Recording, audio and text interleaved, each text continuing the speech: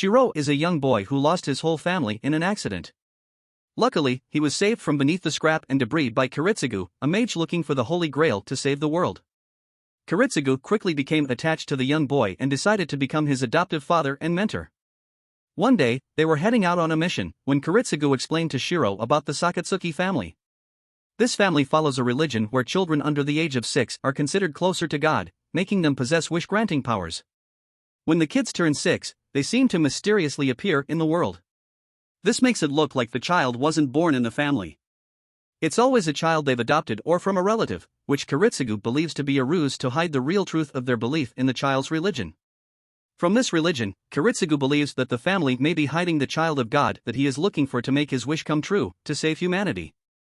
He suddenly stops the car in a form of gasp, as he looks over the underlying city being consumed by a dangerous-looking dark shadow.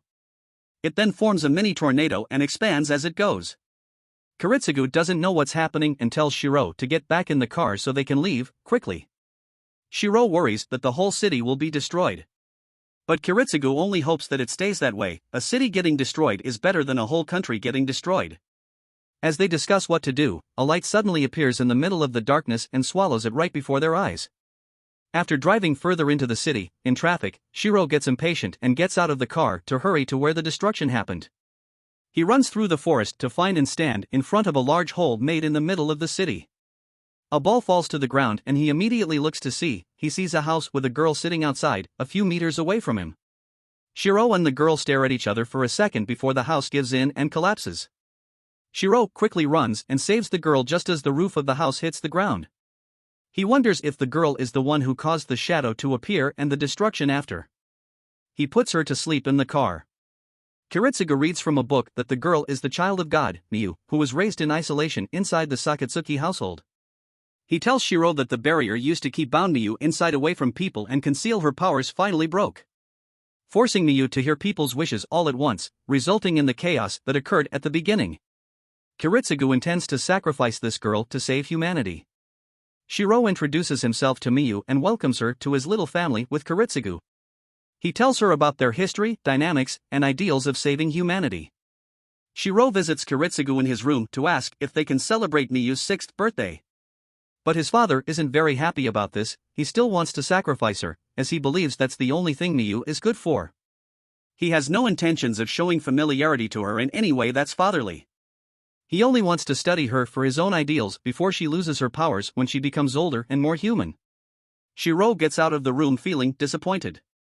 He knows that he should treat Miyu as coldly as his father. But she makes it hard by constantly getting closer to him. However, Kiritsugu's research on how to use her powers to save humanity comes to an end. His obsession made him work too hard, and he fell ill, to the point where he passed away. 5 years later, Shiro is all grown up and working hard at school. He still recounts the day the shadow suddenly appeared and killed people. But he still tries to hide it a little when he mentions it to his friends, Julian and Sakura. When he gets back home from school, he's greeted by Miyu at the door and gives her a book. He cannot reveal her to the public, so he tries to teach her at home. He goes outside to train, but he ends up conflicted. He doesn't know what he's supposed to do to progress the work of his father of saving humanity.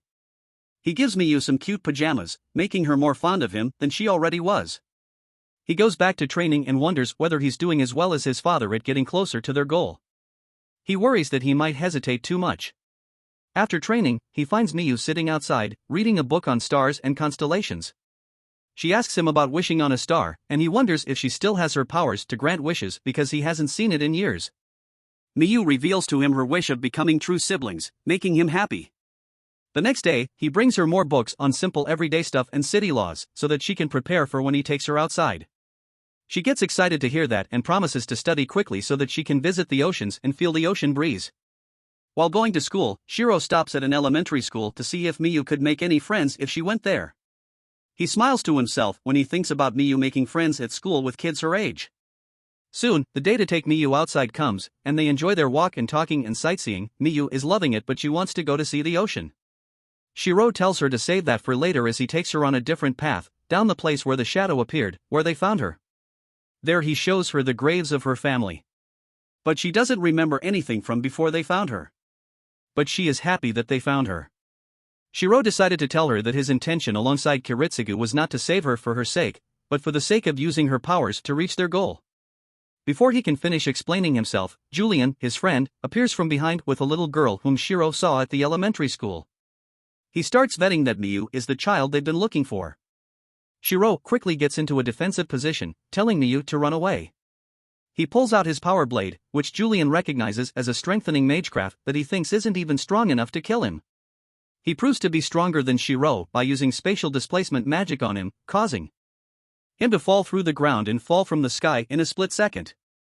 Julian walks over to Miyu and takes her, stating that his ritual will not fail this time around. Shiro realizes that Julian might have had something to do with the dark shadow from the day he met Miyu, and Julian confirms it. He immediately gets up and sprints towards Julian, but multiple swords fall from the sky and stab him. A woman appears to assist Julian, and they take Miyu away, leaving a helpless Shiro behind as he blacks out. He wakes up later, bandaged, with a priest sitting next to him.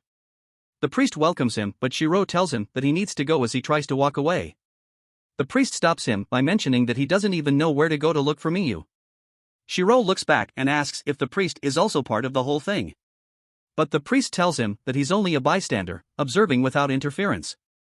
He shifts the focus to the identity of the people who have taken Miyu and what their goal is. He tells him that it's a group called Ainsworth. And their goal is to do everything in their power, regardless of method or consequence, to save humanity, which shocks Shiro. The priest reveals how Ainsworth has been looking for the Holy Grail. But his wish can only be completed after a ritual Holy Grail war. It's a literal battle royal, where humans summon legendary heroes from the past using some cards. The winner of such a war will have the right to make a wish. But all these rituals ended in failure, and the fourth war was the one that Shiro saw the end results of. Every one of the Ainsworth died except for Julian, who was now back to performing another ritual using Miyu as the Holy Grail. Shiro refuses to believe that all that destruction was caused for the greater good of humanity. That war destroyed people's lives instead of saving humanity. The priest lets him know that there's nothing he can do about it because no matter what, humanity will eventually perish and his justice sense will come crashing down. After leaving the church, Shiro goes back to the scene of the last ritual to look for Julian to talk to him about it.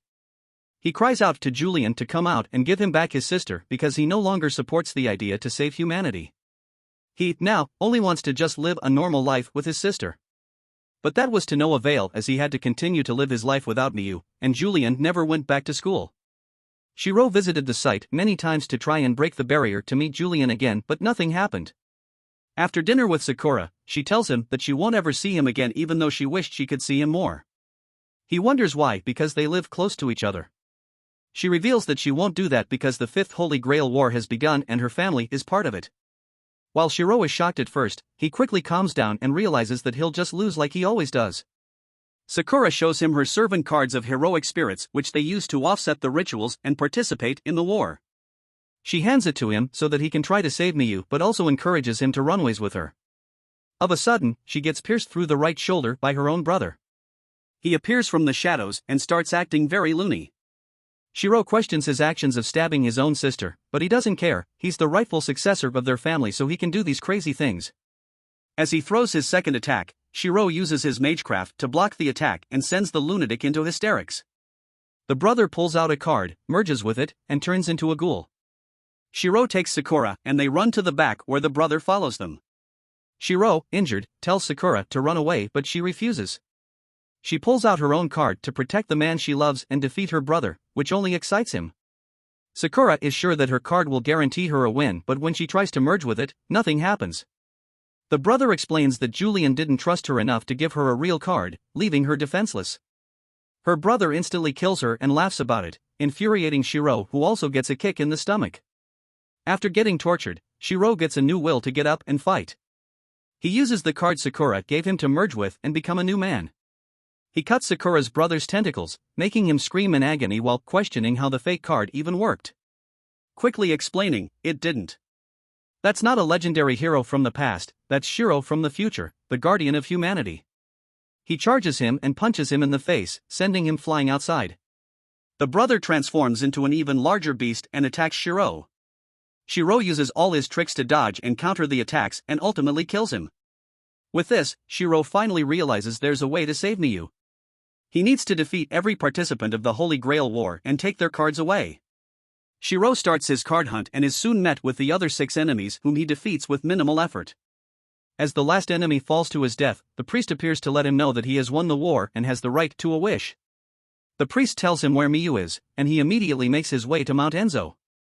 There he meets Julian, who thinks that Shiro only cares about a bond with his sister than the survival of humanity, which is evil in his eyes.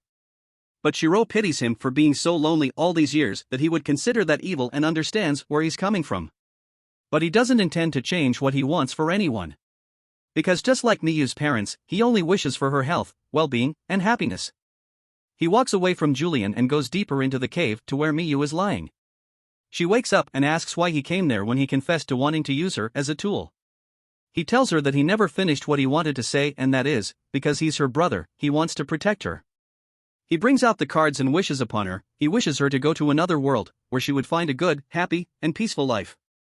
After the wish takes effect, he descends from the platform and meets with Angelica, Julian's sister. He asks her to wait a little so that Miyu can finish her thing, but she refuses because his feelings are worthless when humanity is at stake. She immediately attacks him, and after trying to talk it out, he also uses his heroic spirit imitation and tries to take her on. He doesn't successfully take her down, in fact, she beats him up. So he resorts to using his spell, by creating an alternative dimension and switching places with objects, and teleporting. Their fight begins, and with the last life left in him, Shiro vows to dedicate it to fight for what he believes in. Shiro is wiped out, and is utterly defeated. In his mind, Shiro tells his father that though he failed to be a hero who could save others, for him he won because could pride himself as a brother who was able to protect his sister. Meanwhile, Miyu wakes up in the other world, where she can live the life her brother wished for.